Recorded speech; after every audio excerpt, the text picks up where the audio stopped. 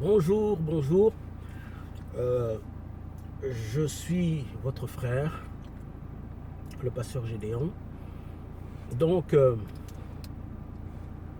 nous allons continuer avec notre message sur la vraie richesse ou la richesse véritable. Donc, nous allons continuer là où nous sommes arrêtés hier. Mais avant de continuer, s'il vous plaît, abonnez-vous à ma chaîne et appuyez sur la petite cloche juste en bas de la vidéo. Et comme ça, vous serez notifié à chaque fois que je posterai une vidéo.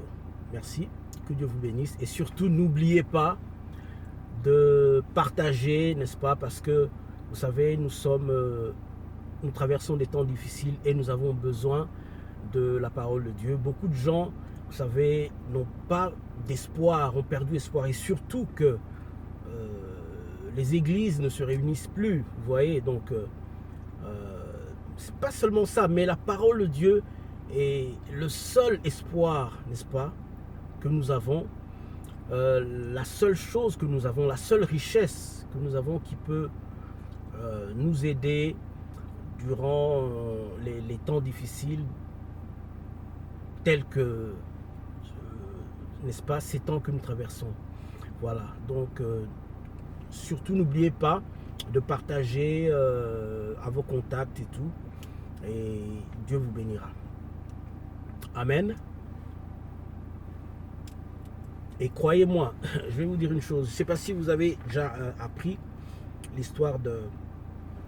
Lorsque un évangéliste prêche l'évangile ou va en mission dans un pays étranger, souvent il est soutenu financièrement par son église, donc par les frères et sœurs ou d'autres personnes qui ne sont même pas de leur église, mais des personnes qui se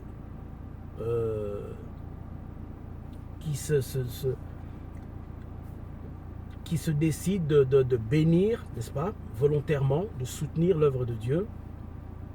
Et lorsque l'évangéliste va prêcher, il gagne des âmes. Mais est-ce que vous savez que la bénédiction que cet évangéliste aura, à cause des âmes qu'il aura gagnées, vous allez les partager avec lui. Vous comprenez? Ou la récompense, je veux dire, parce que je ne parle pas de bénédiction. La bénédiction, disons, je dirais, la bénédiction est terrestre, mais la récompense est céleste. La bénédiction est juste pour un temps, mais la récompense, elle est éternelle. Et vous allez partager la récompense qu'il aura dans l'éternité lorsque le Seigneur lui dira: bon et fidèle serviteur, entre dans la joie de ton maître. Vous comprenez? Donc, vous allez partager cette récompense avec lui. Alors, le fait seulement de partager ce message à vos contacts et tout, vous partagez la récompense avec moi. N'est-ce pas? Le jour où nous serons dans la gloire, lorsque le Seigneur me dira: ok, Gédéon, tu as prêché ma parole, blablabla, blablabla, voici ta récompense. Et tous ceux qui ont partagé vont partager ma récompense. Vous comprenez? C'est comme si ils avaient évangélisé aussi avec moi. Voilà. Donc, je vous encourage à partager, à partager, à partager, pour que les gens, n'est-ce pas, soient éclairés, que les gens soient encouragés. Amen, parce que nous avons besoin de la parole de Dieu. Que Dieu vous bénisse. Alors, nous allons entrer rapidement dans le vif de notre sujet, qui est la vraie richesse ou la richesse véritable. Donc, nous allons continuer là où nous sommes arrêtés hier. Et le verset donc sur lequel nous sommes appuyés hier, on avait commencé par, je pense, si je me rappelle bien, Luc 12.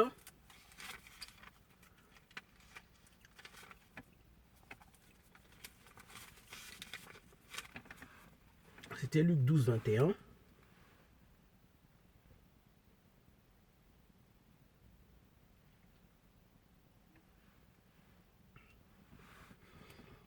Luc 12, 21, donc, Jésus ajouta, ainsi en est-il de la personne qui amasse des richesses pour elle-même, mais qui n'est pas riche aux yeux de Dieu.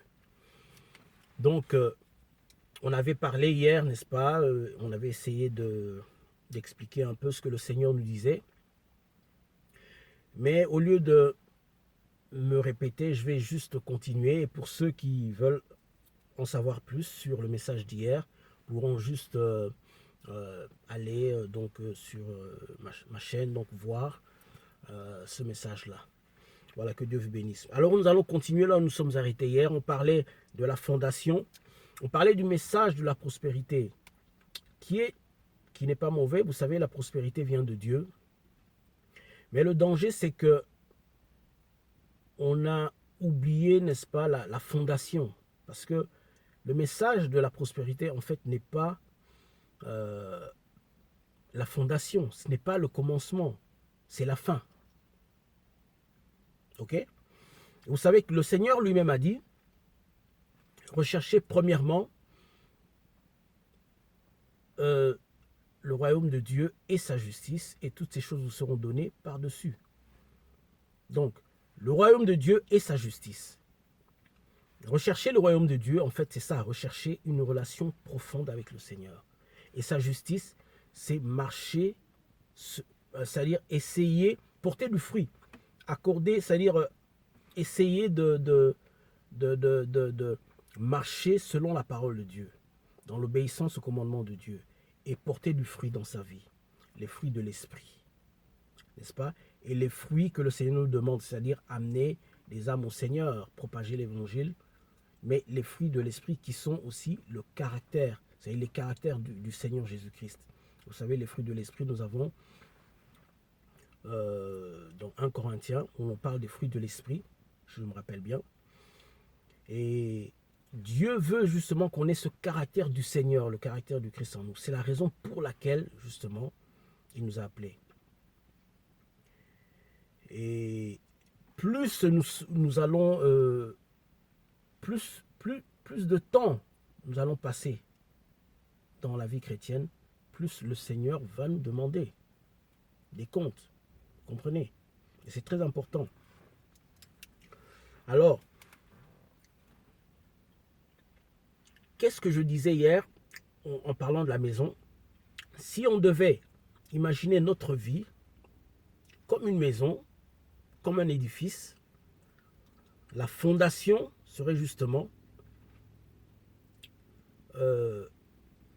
d'abord rechercher le royaume de Dieu, c'est-à-dire rechercher à connaître Dieu dans sa profondeur, rechercher à connaître le Seigneur, et ensuite mettre sa vie en accord avec la parole de Dieu. Ça, c'est premièrement la fondation. Et après avoir fait ça, qu'est-ce qui arrive? Nous avons les colonnes, les murs. Et c'est les murs qui représentent la force. Tu vois, la fondation soutient, et puis les colonnes soutiennent le toit. N'est-ce pas? Les colonnes qui représentent aussi la force, la solidité. Et ça nous bâtit. Lorsque nous faisons ça, nous devenons forts. Et c'est seulement après qu'on met le toit. N'est-ce pas? Et si les colonnes ne sont pas solides, si la fondation n'est pas solide non plus, qu'est-ce qui va se passer? Lorsqu'on va poser le toit, bien que ce sont des matériaux tels que le bois, nous avons des tôles par exemple et tout, qui sont un peu plus légers, bien sûr plus légers que la fondation et les colonnes, mais c'est quand même lourd. Alors si nos colonnes ne sont pas solides, lorsqu'on va poser le toit, l'immeuble va s'écrouler. Vous comprenez? C'est pour dire que si quelqu'un recherche que les bénédictions, lorsqu'il aura les bénédictions, qu'est-ce qui va se passer après? Il va s'égarer, d'une manière ou d'une autre. S'il ne sait pas enfoncer lui-même dans la parole de Dieu, s'il ne sait pas s'il n'a pas fondé sa vie dans la parole de Dieu, il va s'égarer. Lorsqu'il verra l'argent, lorsqu'il verra la richesse, il va dépenser cet argent d'une manière qui ne sera pas chrétienne, d'une manière qui va offenser Dieu. Tu comprends? Et son cœur facilement peut se détourner de Dieu. Donc c'est pourquoi, bien aimé, nous devons faire attention justement au message de la prospérité. Bien comprendre, comme je le disais tout à l'heure, le Seigneur veut que nous soyons bénis, mais il veut que Jésus lui-même d'abord soit notre objectif à atteindre. Lorsque nous venons au Seigneur, notre objectif doit être Jésus. Notre objectif doit être transformé. Notre objectif doit être connaître le Seigneur. Notre objectif doit être transformé à l'image du Seigneur. Vous comprenez? Lorsqu'on vient à Dieu, l'objectif ne doit pas être s'enrichir ou devenir prospère.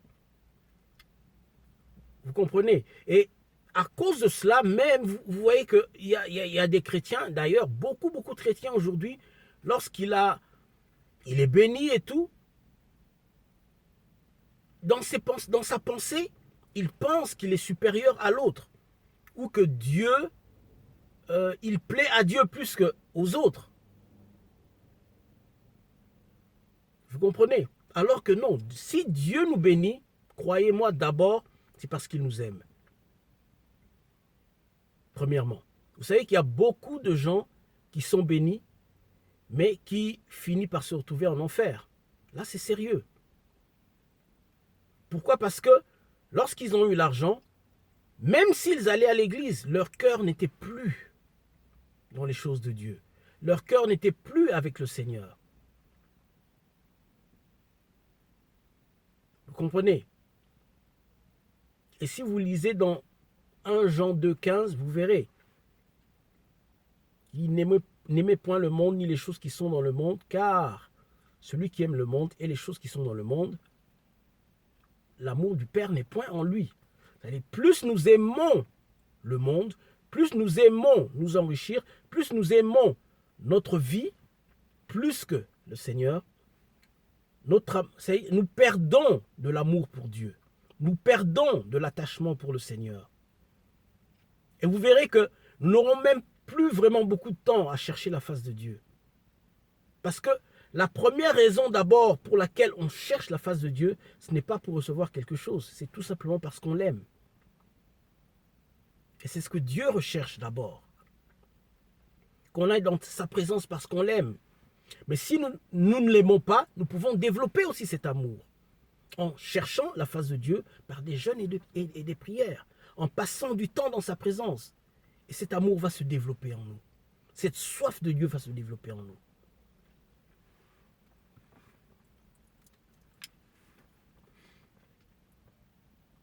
Et comme je disais hier, nous sommes l'église de Laodicée, qui est la dernière église.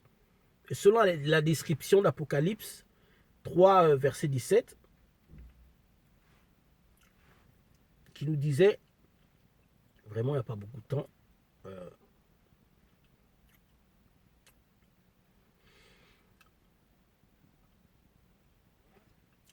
Apocalypse 3, verset 17, qui nous disait,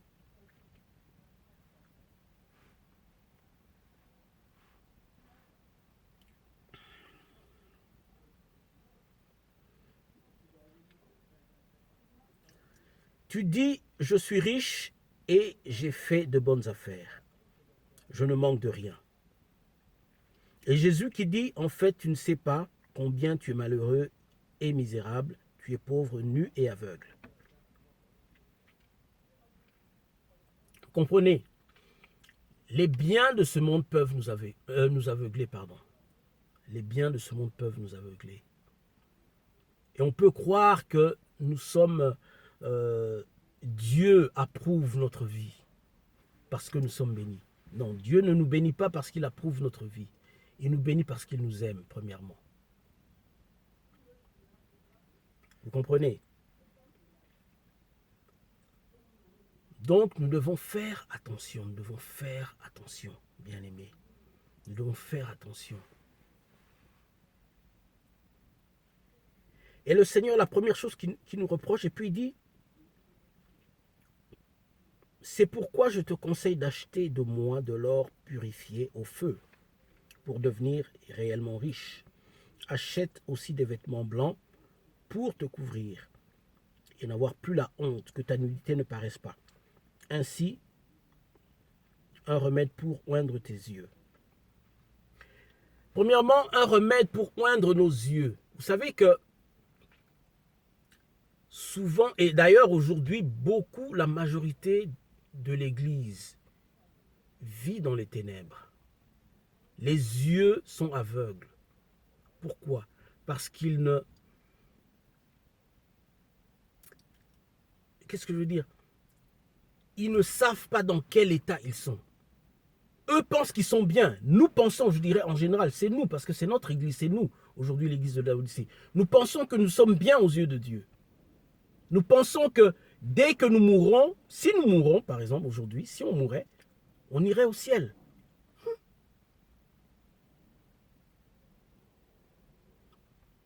Parce qu'on est sûr qu'on est juste devant Dieu. Mais en général, je parle bien d'une manière générale, je ne parle pas d'une manière individuelle. Parce qu'il y a des gens qui sont fidèles à Dieu. Mais, vous savez, même si tu es fidèle à Dieu, la parole de Dieu est pour tout le monde. Et il dit, il nous recommande d'acheter les habits de la justice. La justice. On a oublié la justice aujourd'hui. On ne pense qu'à la richesse, on ne pense qu'à la prospérité, on ne pense qu'à l'élévation. Être élevé, être béni. Mais on oublie la justice. Comment plaire à Dieu? Et dans notre vie chrétienne, on va à l'église. Mais spirituellement, nous sommes nus. Pourquoi? Parce que nous n'avons pas une vie de justice. Une vie de justice demande des sacrifices, bien-aimés. Tu ne dois pas marcher comme tout le monde. Tu dois prendre le petit chemin qui mène à la vie, pas le grand chemin qui mène à la perdition, comme tout le monde. Une vie de justice, ça se voit par ta manière de parler, par notre manière de nous habiller, par notre manière de gérer notre argent, par notre manière de gérer nos relations. Une vie de justice. Comment chercher Dieu? D'abord, la première chose, la personne qui a la soif de Dieu. Imagine un peu, toi, pour ceux qui sont mariés, que tu es un mari ou une femme qui ne te regarde que toutes les 2 semaines ou une fois par semaine. Je pense que tu vas divorcer. Et c'est ce que nous faisons au Seigneur.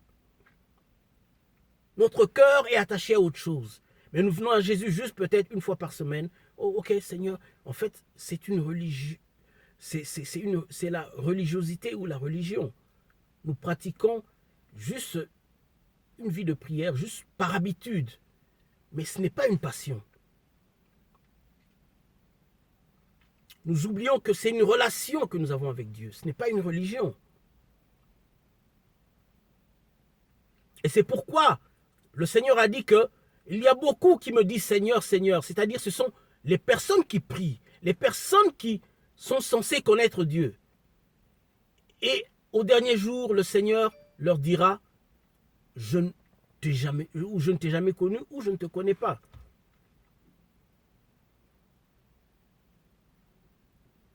Parce qu'on n'a jamais cherché le Seigneur, ou on a commencé, mais après, on s'est détourné. On n'a pas persévéré à chercher le Seigneur, à connaître Dieu dans la profondeur.